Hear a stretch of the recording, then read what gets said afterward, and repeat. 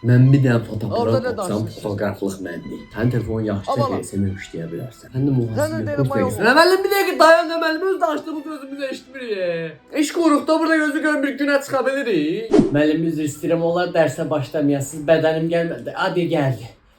Bu aralar yaman çox dərs verirsiniz.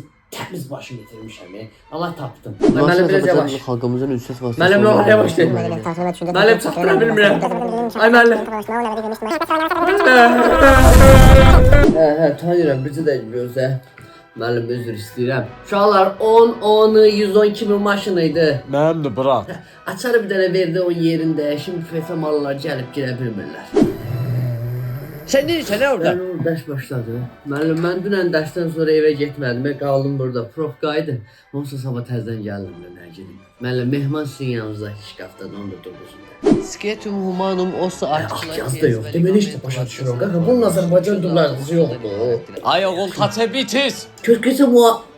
Bu da fransızcadır. Mən nə danışıram? Mən 11 il lətər eləyəcəm. Yolda yeriysən birdən qabağıma gərgədan çıxdı. Amma üstündə şaxta baba var. Şaxta baba sənin düşmənindir. Amma sən ona aşiqsən. Risk uçub gedirsən oradan. Doğrudan düşdü ya. Ne istedadlı uşaqlar var ya orada.